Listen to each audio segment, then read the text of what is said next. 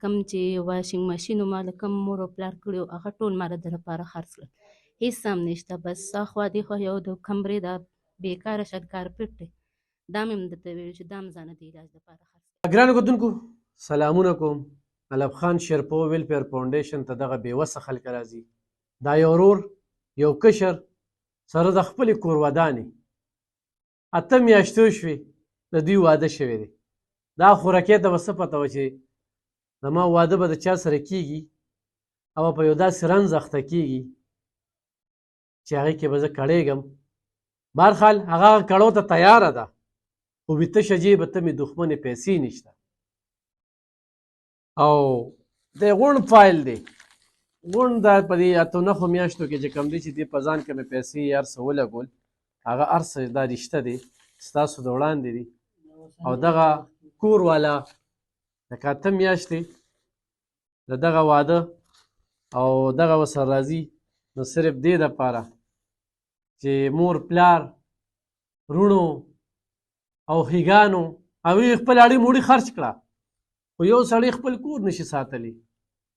نو ګرانو کتونکو ډېره د مجبورۍ نه دې ویډیو ته راغلی ده. ډېر غټ خاندان دی، خو الله دې څوک مجبوروي نه، چې کله مجبوره شي نو بیا به ضرور چې کوم دی نو دې ویډیو ته راځي. او الحمدلله په دې ویډیو باندې ډېرو خلکو تقدیرونه بدل شو. ډېر خلک غواړي چې زما دا پیسې په سیزې ولګي. نو دې ورور نه به تپوس کو نوم دې څه دی؟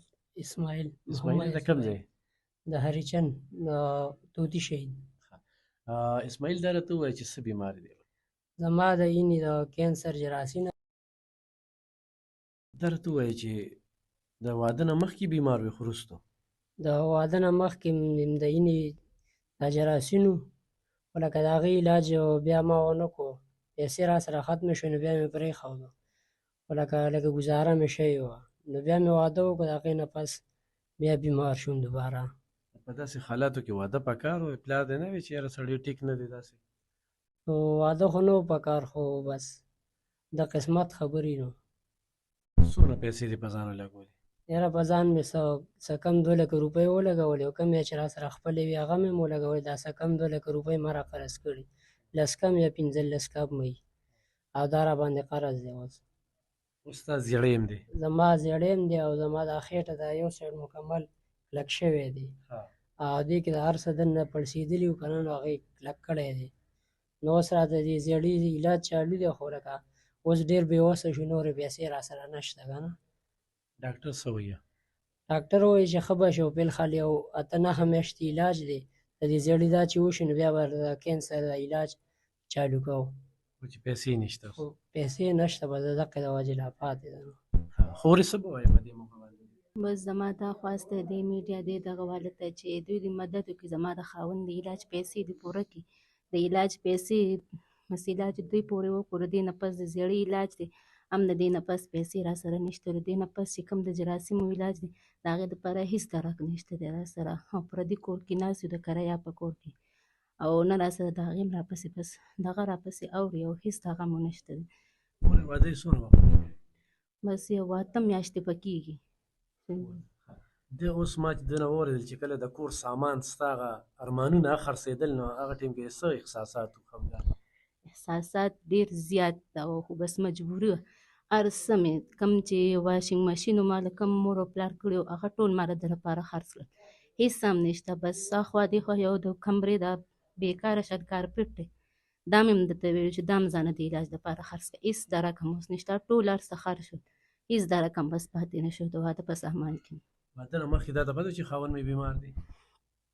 د واده نه مخکې نه داسې پته راته نه وه، بیمار او مخکې، خو بس پیسو د وجې نه دونه نه وه دوی ظاهره کړې. بس دوی چې پیسو د وجې نه بس علاج بیا پرېښودو، چې کوم حده پورې ورسره و هغه یې وکړو، او که چې هغه ورسره ختمې شوې بیا یې پرېښودو. او اوس دا 3 میاشتې کېږي 4 چې بیمار دی، ټول بدن یې پړسېدلی، او کم علاج دپاره چې کمې پیسې وله را قرض کړلې نو هغه هم خلک اوس ځي راځي پیسې راکوه، هېڅ درک نه لګي. ما وله خپل د واده سامان هر څه پورې خرڅ کړل، هېڅ درک هم اوس نور نشته دی.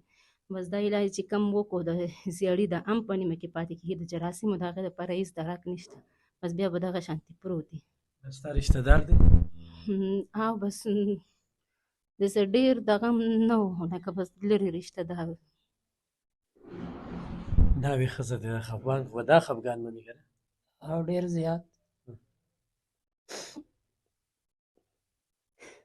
ډېر خفګان دی. یو پخپله بیمار یم، بل د کور والا غم دی راسره. مخکې به څه کېږي، د پیسو د غم نشته، ګنې علاج زما کېږي خو پیسې نشته. کوم چې وي هغه هر څه مونږ وکړل، هغه مو ولګولې، خو نور هم څه درک نه لګي. او کوم یم چې راقرض کړي هم دي نو هغه هم خلک غواړي.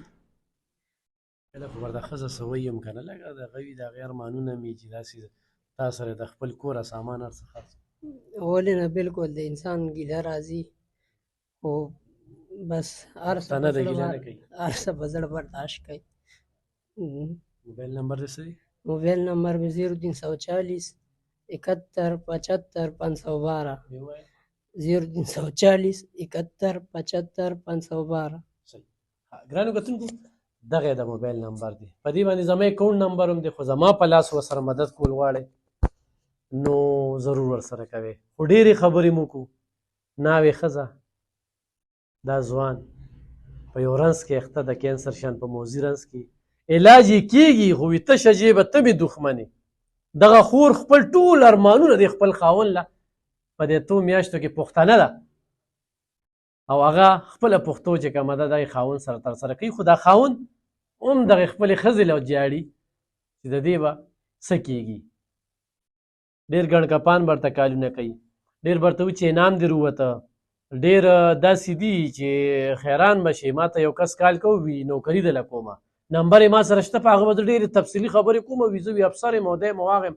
هغه د نورو خلکو سره ډېره ګڼ کپي کړې ده. یو زنانه راله وي زما جج سره تعلق دی، هغه زنانه په هغه جج کې د هغه جج په تلو تلو کې د هغې عزت یې چې کوم دی لوټ کړ. په هغې باندې به زه تفصیلي خبرې اترې کوم چې ډېر خلک دې دغه ته ناست دي او د هغې نه غلطې پیدا اخلي. نو د دغه شان د خلکو نه به ځان ساتئ. ګرانو کتونکو مجبوره دي امداد وکړي.